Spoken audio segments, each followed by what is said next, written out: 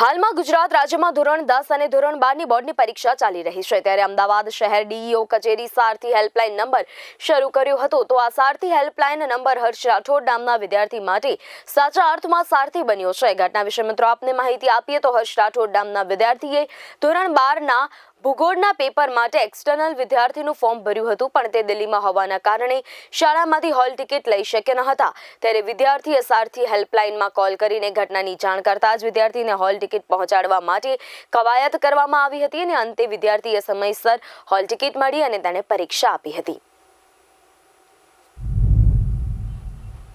શિક્ષણ અધિકારી કચેરી અમદાવાદ શહેર દ્વારા સંચાલિત સારથી હેલ્પલાઇન બોર્ડની પરીક્ષાની અંદર સમયસર મને પહોંચાડવા બદલ સારથી હેલ્પલાઇન ટીમના સભ્યોનો હું આભાર વ્યક્ત કરું છું। સાથે સાથે સવારથી મારી જોડે જોડાયેલા ડૉક્ટર અંજનાબેન મોદીનો પણ આભાર વ્યક્ત કરું છું। સાથે સાથે જિલ્લા અધિકારીના વડા શ્રી રોહિતભાઈ ચૌધરી ડીઓનો પણ હું આભાર વ્યક્ત કરું છું। સાથે સાથે ગુજરાત બોર્ડનો પણ હું આભાર વ્યક્ત કરું છું। સવારે 9 વાગ્યાની આસપાસ એક વિદ્યાર્થીનો મને કોલ આવે છે સારથી હેલ્પલાઇન ઉપર અને એ વિદ્યાર્થીનું નામ છે હર્ષ રાઠોડ।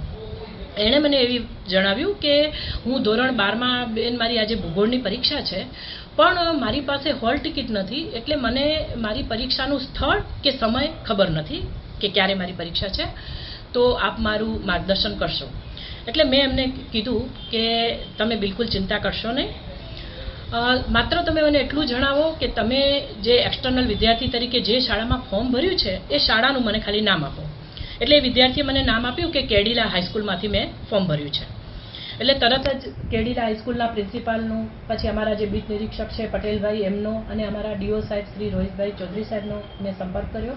એમને પણ આ જાણકારી આપી કે આ રીતનું બન્યું છે અને તાત્કાલિક જ અમે પ્રિન્સિપાલને ત્યાં શાળાએથી એમને કહ્યું કે તમે એમને હોલ ટિકિટ છે એ બાળકને પ્રોવાઈડ કરો અને પ્રિન્સિપાલે એ હોલ ટિકિટ એને આપી। બાળકે જેવી એને એ હોલ ટિકિટ લીધી તરત જ મેં ફરીથી એને કોલ કર્યો કે બેટા તને હોલ ટિકિટ મળી ગઈ છે? પછી એણે કીધું હા, અને એની અંદર જે એને શાળા મળેલી હતી એ હતી ઉપાસના વિનય મંદિર દોલતખાના સારંગપુર। અને મેં એને કીધું કે તું શાંતિથી કોઈ પણ ચિંતા કર્યા વગર સમયસર તું ત્યાં પહોંચી જઈશ એટલે તું ત્યાં સ્કૂલે પહોંચવા માટે તું નીકળ।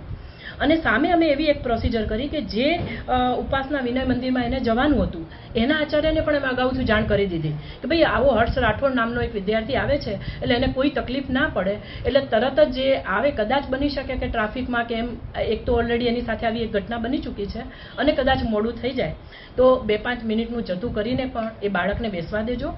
અને બહારથી જ અગાઉથી એટલા માટે કીધું કે બહારથી જ એને અંદર આવતા સમય ના લાગે અને સમયસર અંદર પહોંચી શકે। અને ફરીવાર લગભગ 10 વાગ્યાની આસપાસ મેં ફરીથી કોલ કર્યો ત્યારે એ વિદ્યાર્થી સુખમય રીતે શાંતિ રીતે ત્યાં શાળામાં પહોંચી ગયો હતો। એની અમને ખૂબ જ ખુશી છે અને એણે એમ પણ કીધું કે બેન હવે હું પરીક્ષા આપી શકીશ અને હું સમયસર આવી ગયો છું।